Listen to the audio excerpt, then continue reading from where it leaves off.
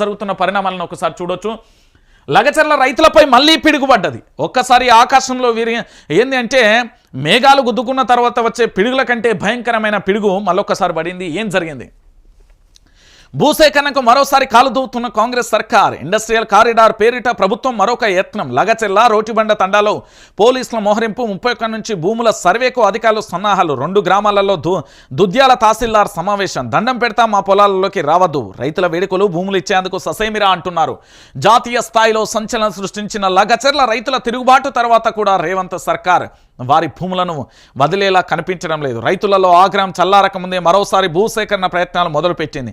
Pharma పేరిట బలవంతంగా భూములను గుంజుకునే అందుకు సిద్ధమైన తీవ్ర ప్రజా వ్యతిరేకతను చవిచూసిన కాంగ్రెస్ ప్రభుత్వం ఇప్పుడు మరోమారు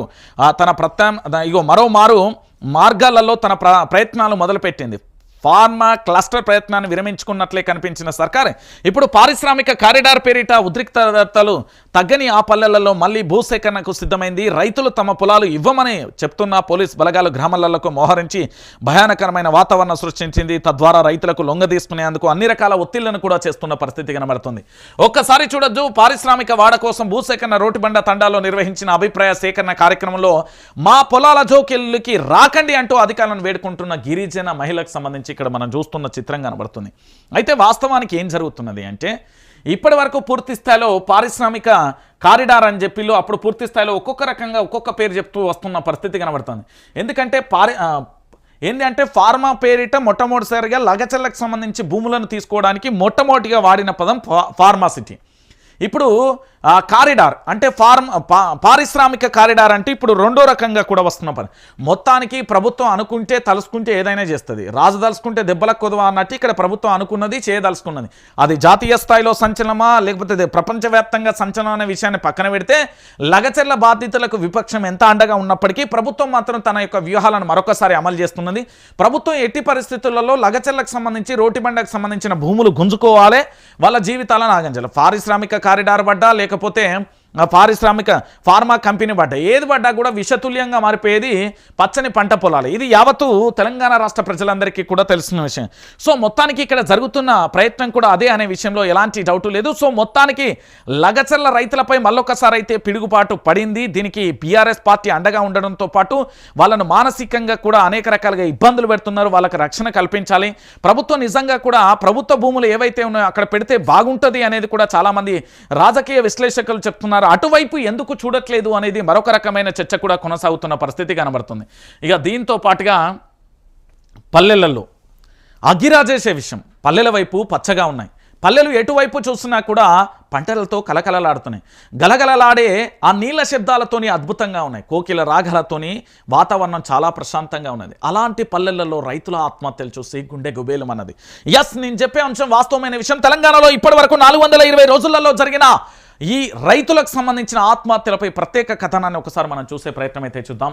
పచ్చని ఇంట అప్పుల చిచ్చ ఒకసారి చూడొచ్చు. అప్పుల చిచ్చు అంటూ కూడా చూడొచ్చు. రుణమాఫీ కాలేదు, ఆసరా పింఛన్ రాలేదు, సకాలంలో భరోసా ఇవ్వని కాంగ్రెస్ సర్కార్ అంటూ చూడొచ్చు. పెద్ద దిక్కు కోల్పోయే ఆగమైన రైతు కుటుంబం అంటూ చూడొచ్చు. ఇక్కడ రుణభారంతో ఆత్మహత్య చేసుకున్న సుధాకర్, ఇంటి దిక్కు ముఖం చూపెట్టని అధికారులు, కర్మకాండలకు తల్లడిల్లిన కుటుంబ సభ్యులు, భారంగా బ్రతుకు వెళ్లదీస్తున్న భార్యా పిల్లలు, కేసీఆర్ తెచ్చిన రైతు బీమాతోనే కొంత ఊరట. రైతు పిట్టల సుధాకర్ కుటుంబ దీనకథ ఒకసారి మనం చూసే ప్రయత్నం అయితే చేద్దాం. ఇది హనుమకొండ జిల్లాకు సంబంధించి వేలేరు మండలం పీచర్లలో అప్పుల బాధ భరించలేక 2024 మార్చి 9న ఆత్మహత్య చేసుకున్న రైతు సుధాకర్ ఫోటోతో భార్య విజయ, కొడుకు రాహుల్, తల్లి వెంకటమ్మ అంటూ కూడా చూడొచ్చు. వరంగల్ జిల్లాకు నేడు రైతు కమిటీ రైతుల ఆత్మహత్య క్షేత్రస్థాయిలో పరిస్థితులపై సంగం మండలంలో అధ్యయనం, బాధిత కుటుంబాలను పరామర్శించనున్న మాజీ మంత్రులు హరీష్ రావు, నిరంజన్ రెడ్డి అంటూ చూడొచ్చు. ఉన్నంతలో రంది లేకుండా బతికిన ఆ ఇంట వ్యవసాయం కోసం చేసిన అప్పులు చిచ్చుపెట్టాయి. పచ్చగా కలకలలాడిన వారి కుటుంబాన్ని ఆగం చేశాయి. సకాలంలో రైతు భరోసా అందక రుణమాఫీ కాక అప్పులతో పాటు మిత్తులు పెరిగిపోయి ఇంటి పెద్ద పురుగుల మందు తాగి ప్రాణాలు వదలడంతో అతడి భార్య, పిల్లలు రోడ్డున పడ్డాడు. అతడి అంతిమ కార్యక్రమాలకు తల్లడిల్లిన కుటుంబీకులు ఇప్పుడు కనీసం తిండి లేక గోసపడుతున్నారు.